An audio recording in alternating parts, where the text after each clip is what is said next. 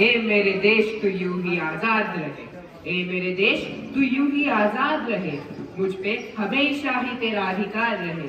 तेरे इस आजादी के लिए, तेरे इस आजादी के लिए मेरे जैसे लाखों जान कुर्बान रहे, मेरे जैसे लाखों जान कुर्बान रहे। इथे जमलेल्या सर्व वडीलधाऱ्या पालकांना व माझ्या बालमित्रांना या प्रजासत्ताक दिनाच्या हार्दिक शुभेच्छा। आज आपण आपल्या महान राष्ट्राच्या इतिहासातील अत्यंत महत्त्वाचा दिवस इथे साजरा करण्यासाठी जमलो आहोत, तो म्हणजे प्रजासत्ताक दिन। आपण प्रजासत्ताक दिन साजरा करीत असताना एक राष्ट्र म्हणून केलेली प्रगती व समोर येणाऱ्या आव्हानांचा विचार करूया। आपल्या राज्यघटनेतील तत्वांचे पालन करणे आणि न्याय व समाजासाठी कार्य करणे हे आपले कर्तव्य आहे। पण आपण प्रजासत्ताक दिन व स्वतंत्र दिन हे दोन वेगवेगळे दिवस खूप मोठ्या हर्ष व उत्साहाने का साजरे करतो, तर या मागचे जे कारण आहे ते आज आपण जाणून घेऊया।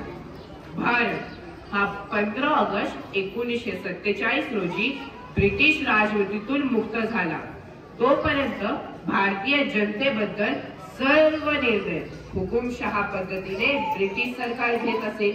पण जर ब्रिटिश भारतातून निघून जाणार आहेत तर या जनतेवर कायद्याचे राज्य म्हणजे लोक कल्याणासाठी जनतेने निर्माण केलेले सरकार असावे व त्या सरकारचे दायित्व जनतेच्या हातात असावे। जिथे अन्याय होईल तिथे कारवाईसाठी काही दंडात्मक कायदे असावे। प्रशासनातील विविध विभागांची कार्ये व जबाबदाऱ्या या सर्व गोष्टींना लक्षात घेऊन 1946 मध्ये संविधान सभा निर्माण करण्यात आली। या संविधान सभेत सर्व जातींना, सर्व प्रांतांना एक समान प्रतिनिधित्व देण्यात आले।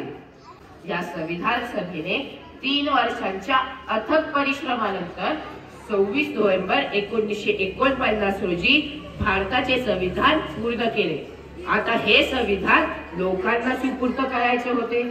यामुळे 1930 पासून भारत 26 जानेवारी हा प्रतिकात्मक स्वतंत्र दिवस साजरा करीत होते, म्हणून 26 जानेवारी हा दिवस निवडला। या संविधानाचा सन्मान करण्यासाठी आपण प्रजासत्ताक दिन व स्वतंत्र दिन हे दोन वेगवेगळे दिवस खूप मोठ्या हर्ष व उत्साहाने साजरे करतो। मागील 75 वर्षात भारतासमोर अनेक आव्हाने निर्माण झाली, पण संविधानाने दिलेल्या मार्गदर्शक तत्वांवर आपण ही आव्हाने निराळा पेलली। आपल्या संविधानात काही मूलभूत अधिकार दिलेले आहेत। या अधिकारांवर जर सरकार गदा आणत असेल तर आपल्याला भारताच्या सर्वोच्च न्यायालयात दाद मागता येते।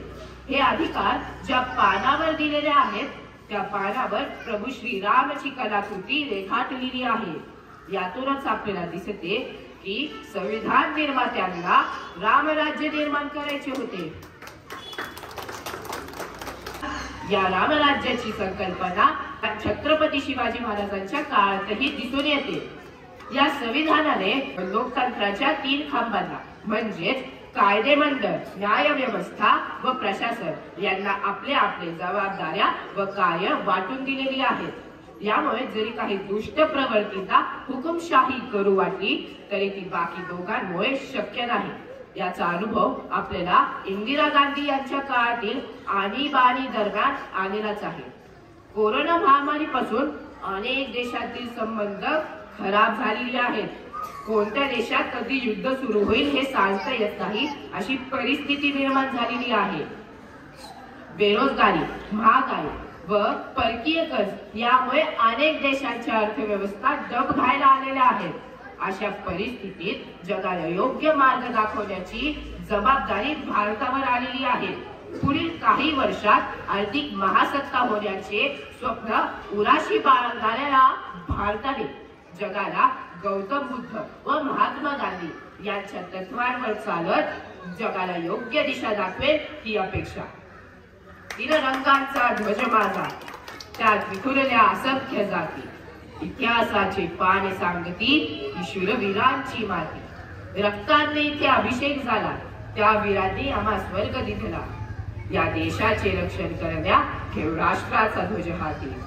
उडवू धुरळा बनुनी मावळा, आम्ही शिवरायांचे साथी. वार घेऊन छातीवरती सज्ज होऊया देशासाठी. एवढे बोलून मी माझे हे 2 शब्द संपवितो. जय हिंद, जय महाराष्ट्र.